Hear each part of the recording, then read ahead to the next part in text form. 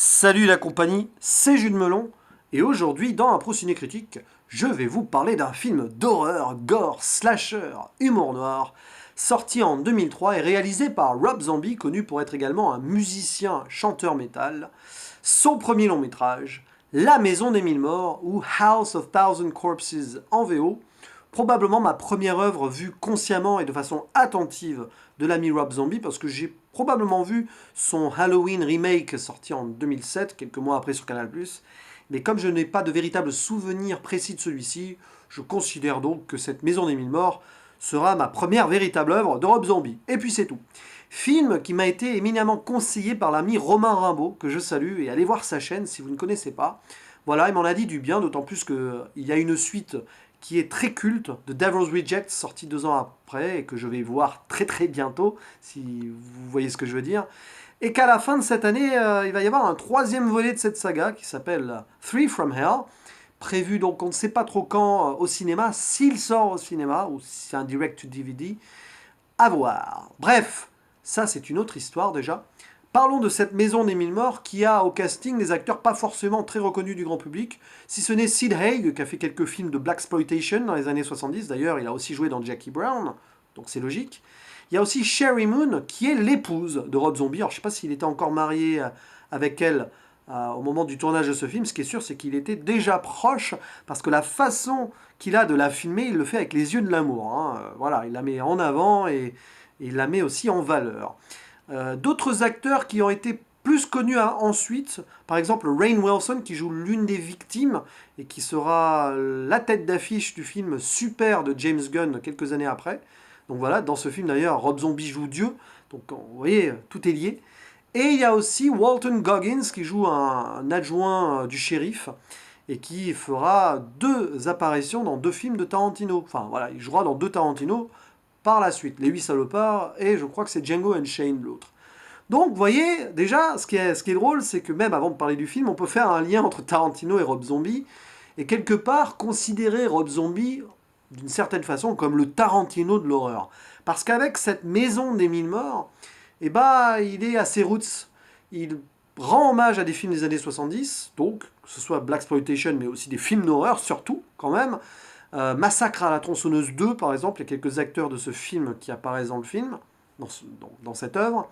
Et c'est vrai que c'est un film qui est très old school. Il sort en 2003, mais quand tu le vois, tu as l'impression de voir un film des années 70. D'ailleurs, l'action se déroule dans les années 70, et c'est l'histoire de 2 jeunes couples qui visiblement s'ennuient dans leur vie, hein. Et ils ont la très bonne idée, enfin plutôt mauvaise idée pour eux, d'aller dans la campagne, dans l'Amérique profonde, pour aller enquêter ou en savoir plus sur un tueur en série qui est nommé Dr Satan, Dr Satan, voilà, une légende locale, et ils viennent essayer d'avoir des informations, voir si c'est vrai, si, etc., etc. Sauf que, bah déjà, c'est peut-être pas une bonne idée d'aller, voilà, surtout dans les films comme ça, aller dans des endroits reculés comme ça, avec des gens qui paraissent un peu bizarres sur les bords. Et manque de bol, cliché film d'horreur ultime, un grand orage éclate, ils sont bloqués sur place et ils doivent se réfugier dans une mystérieuse demeure. Et ils sont hébergés par une famille qui a l'air accueillante de prime abord, comme ça, la famille Firefly, sauf que ces gens-là sont un petit peu fous, clairement.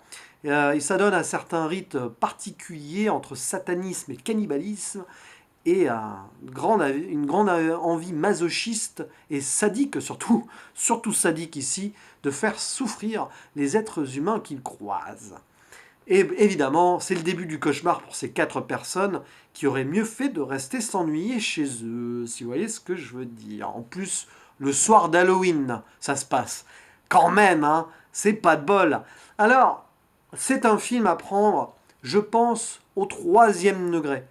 C'est le scénario en lui-même, voilà, c'est assez bancal, c'est un résultat assez foutraque dans l'ensemble, mais il faut garder en tête que c'est une première œuvre. C'est un film qui a eu du mal à sortir, il a été tourné en 2000, et les sociétés de production, quand ils se sont rendus compte du résultat final, c'est très gore, c'est brut de décoffrage, et ben le film a eu du mal vraiment à arriver sur grand écran, et finalement c'est 3 ans après qu'il réussira à être sorti, et qui gagnera un statut culte, d'ailleurs qui marchera plutôt bien auprès d'un certain public. D'ailleurs, Rob Zombie pourra en faire une suite derrière. Et il y a les maladresses du premier long métrage, mais il y a déjà une véritable maîtrise technique d'un gars qui, bon, n'était pas que musicien et producteur de musique à l'époque, il était aussi vidéaste de clips musicaux, des clips de son groupe White Zombie. C'est d'ailleurs pour ça que cette Maison des Mille Morts, à certains moments, fait un peu clipesque, avec des images très rapides et tout, avec des lumières particulières et tout, qui renforcent le côté un petit peu fou de l'histoire et le côté gore aussi. Mais la maîtrise est là, le montage est assez, voilà, rythmé, et au final, on passe un bon moment. Je me suis assez surpris devant cette œuvre, parce que c'est le genre de film avec lequel j'aurais eu probablement du mal il y a quelques mois, quelques années. Mais en prenant du recul très vite, en rentrant dans ce film, tu es obligé de te prendre du recul. Tu vois que ça ne va pas forcément être parodique, mais que ça va être très cliché et volontairement brutal, direct, quoi. C'est droit dans ta gueule, quoi. C'est boum, quoi. Tu te prends un coup de poing perpétuel de A à Z en mode horrifique dans ce genre de film-là. Et donc, si tu mets de côté les défauts inhérents à ce genre de production, eh ben, t'apprécies l'ensemble sans forcément, pour ma part en tout cas, avoir peur, ni être choqué. Bon, il y a des scènes qui peuvent remuer le cœur aux âmes sensibles, c'est clair. Moi, ben, je suis passé outre ça. Il faut dire que les films d'horreur me font rarement peur ou m'arrachent rarement les tripes du cœur, si vous voyez ce que je veux dire. Ce que je viens de dire n'a aucun sens. Mais ce qui est certain, c'est qu'on sent qu'en parlant de cœur, Rob Zombie a mis tout le sien dans cette œuvre-là. Un cœur vraiment saignant. Vous voyez? Parce que ça suinte par tous les pores l'horreur culte, ce film-là. Et quand on voit qu'il est sorti en 2003, c'est vraiment un film qui est hors du temps. Donc j'ai apprécié, malgré donc des bémols qu'on peut avoir quand on regarde ce genre de film-là et quand on cherche un petit peu trop à ce que ce soit souvent bien ficelé et tout. Là, c'est vraiment, ça part dans tous les sens. Et au final, on se concentre sur cette folie de ces personnages-là et sur toute une symbolique hyper intéressante du monde des freaks, quoi, des monstres. Les monstres humains, voilà, ce sont des êtres humains qui sont devenus des monstres. Probablement ici une critique sociale, une satire de la société américaine, puisque ces gens-là ont été rejetés, ont été mis de côté, sont les laissés pour compte de l'Amérique, et qui sont devenus fous et qui ont décidé de se venger en faisant ça, un petit peu parce que ils ont été abandonnés quelque part. Il y a sûrement cette vision-là. Et quand je parlais de ce côté freaks, voilà, il y a tout ce contexte fête foraine, cirque, freak show qui est très culte aux États-Unis et qui est mis en place ici notamment par le personnage du capitaine Spaulding, sorte de monsieur loyal de l'horreur. Et en fait, en regardant ce film, c'est comme si tu faisais une traversée dans le train fantôme en voyant pas mal d'images donc horrifiques, avec ces quatre personnes qui souffrent en permanence. Même si, évidemment, si tu recherches trop de cohérence dans le tout, eh ben, tu vas te perdre, à l'image de ces personnes qui se sont perdues dans un endroit qu'elles n'auraient jamais dû visiter. Mais moi, j'ai bien aimé le côté symbolique, en tout cas, la recherche du monstre humain derrière cette œuvre-là, puisque, on le sait, hein, le véritable monstre, c'est l'être humain, c'est l'homme, et dans ce film, c'est clairement ça. Mais qui a créé ces monstres-là? Bonne question. Et il faut savoir, je finirai là-dessus, que Rob Zombie, il a été élevé dans une famille de forains, et que ce film, en quelque sorte, est très autobiographique, enfin très biographique. Il a mis en scène les souvenirs de sa jeunesse, avec des personnes étranges qui gravitaient autour de lui. Quand tu es jeune, tu te fais des films, tu te fais des histoires sur des gens qui peuvent paraître bizarres. Et donc c'est une vision horrifique de ce qu'il a vécu plus jeune, quelque part, dans ce film-là. Avec aussi toute une culture des tueurs en série. Il y a des véritables tueurs en série qui sont nommés au début du film, me semble-t-il. L'imagerie du clown aussi, voilà, enfin tout y passe à ce niveau-là.